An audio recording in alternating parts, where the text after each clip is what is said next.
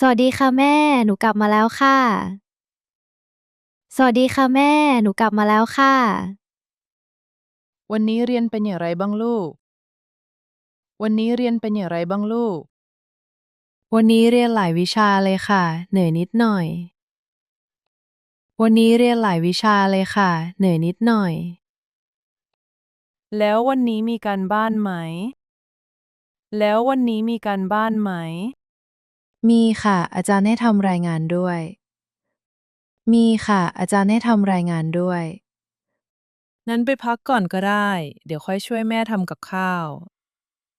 นั้นไปพักก่อนก็ได้ เดี๋ยวค่อยช่วยแม่ทำกับข้าว ได้ค่ะ เดี๋ยวหนูไปเปลี่ยนเสื้อผ้าก่อนนะคะ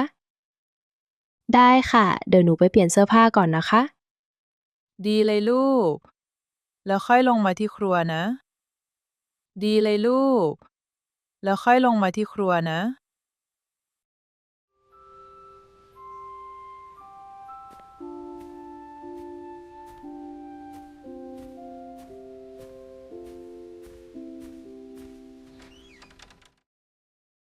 แม่คะ หนูจะช่วยทำความสะอาดบ้านนะคะ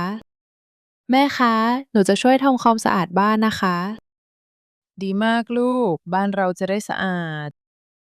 ดีมากลูก บ้านเราจะได้สะอาด หนูจะกวาดพื้นก่อนนะคะ หนูจะกวาดพื้นก่อนนะคะ แล้วเดี๋ยวแม่จะเช็ดโต๊ะให้ แล้วเดี๋ยวแม่จะเช็ดโต๊ะให้ หลังจากนั้นหนูจะถูพื้นค่ะ หลังจากนั้นหนูจะถูพื้นค่ะ ระวังพื้นลื่นนะลูก ระวังพื้นลื่นนะลูก ค่ะ เดี๋ยวหนูทำอย่างระวัง ค่ะ เดี๋ยวหนูทำอย่างระวัง บ้านสะอาดแล้ว น่าอยู่มากเลย บ้านสะอาดแล้ว น่าอยู่มากเลย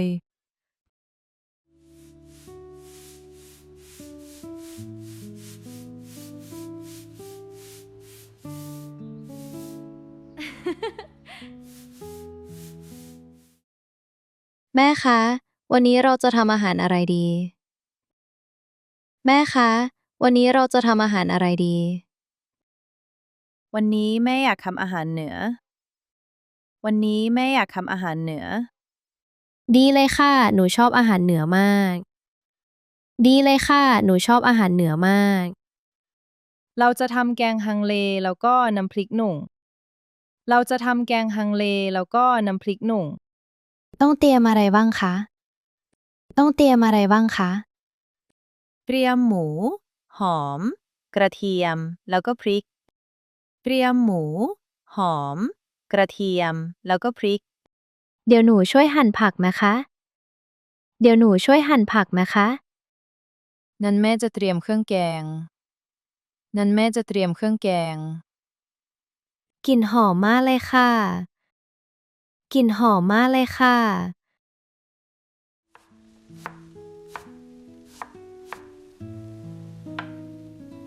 หืม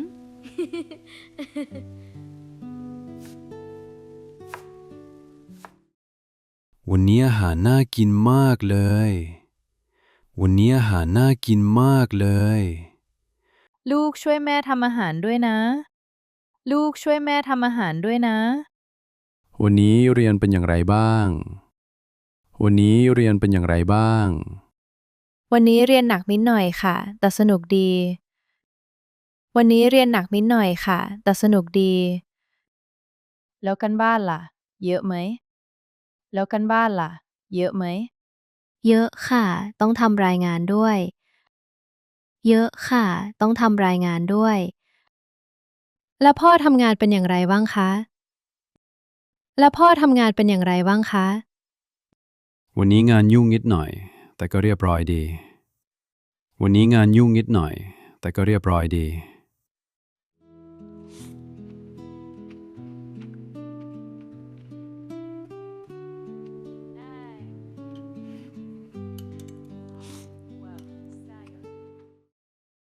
ช่วงนี้การบ้านเยอะมากเลย ช่วงนี้การบ้านเยอะมากเลย อีกไม่นานก็จะสอบแล้ว อีกไม่นานก็จะสอบแล้ว ต้องอ่านหนังสือทุกวันเลย ต้องอ่านหนังสือทุกวันเลย วิชาไหนยากที่สุด วิชาไหนยากที่สุด วิชาภาษาอังกฤษค่ะ วิชาภาษาอังกฤษค่ะ ต้องฝึกอ่านเยอะๆนะ ต้องฝึกอ่านเยอะๆนะ ค่ะ หนูจะพยายามอ่านทุกวัน ค่ะ หนูจะพยายามอ่านทุกวัน ถ้าตั้งใจเรียนก็ทำได้แน่นอน ถ้าตั้งใจเรียนก็ทำได้แน่นอน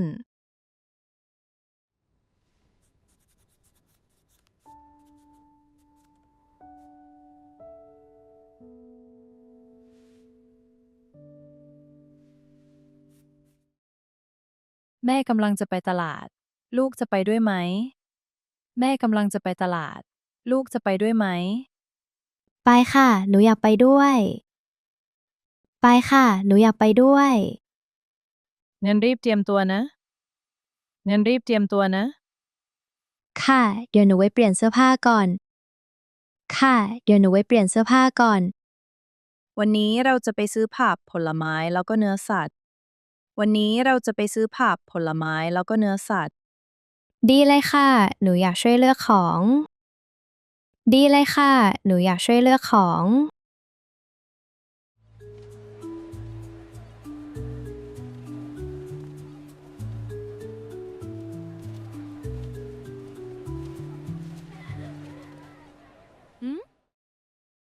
สวัสดีค่ะ ไม่ได้เจอกันนานเลย สวัสดีค่ะ ไม่ได้เจอกันนานเลย สวัสดีจ้า หายไปนานเลยนะ สวัสดีจ้า หายไปนานเลยนะ ลูกสาวโตเป็นสาวแล้วนะ สวยมากเลย ลูกสาวโตเป็นสาวแล้วนะ สวยมากเลย ใช่ค่ะ ตอนนี้เรียนมหาวิทยาลัยแล้ว ใช่ค่ะ ตอนนี้เรียนมหาวิทยาลัยแล้ว สวัสดีค่ะ สวัสดีค่ะ สวัสดีจ้า น่ารักมากเลยลูก สวัสดีจ้า น่ารักมากเลยลูก ขอบคุณนะคะ ขอบคุณนะคะ วันนี้ผักสดไหมคะ วันนี้ผักสดไหมคะ สดมากจ้ะ เพิ่งมาจากสวน สดมากจ้ะ เพิ่งมาจากสวน ผักนี้กิโลละเท่าไหร่คะ ผักนี้กิโลละเท่าไหร่คะ กิโลละ40 บาทจ้ะ กิโลละ40 บาทจ้ะ งั้นเอา1 กิโลค่ะ งั้นเอา1 กิโลค่ะ ส้มหวานไหมคะ ส้มหวานไหมคะ หวานมาก ลองชิมดูก่อนได้ หวานมาก ลองชิมดูก่อนได้ อร่อยมากเลยค่ะ งั้นเอา2 กิโลค่ะ อร่อยมากเลยค่ะ งั้นเอา2 กิโลค่ะ ขอบคุณมากจ้า ขอบคุณมากจ้า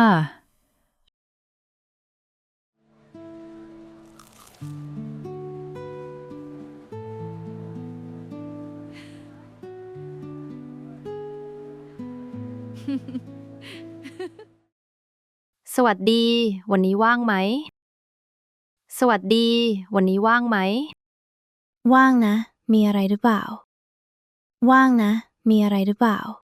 เย็นนี้ไปวิ่งที่อ่างแก้วไหม เย็นนี้ไปวิ่งที่อ่างแก้วไหม ดีเลย ฉันอยากออกกำลังกายพอดี ดีเลย ฉันอยากออกกำลังกายพอดี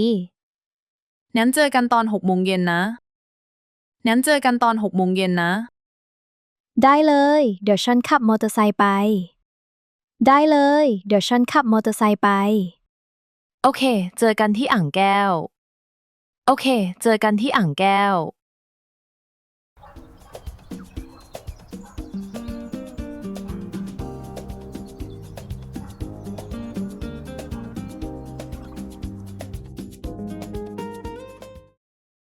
วันนี้อากาศดีมากเลย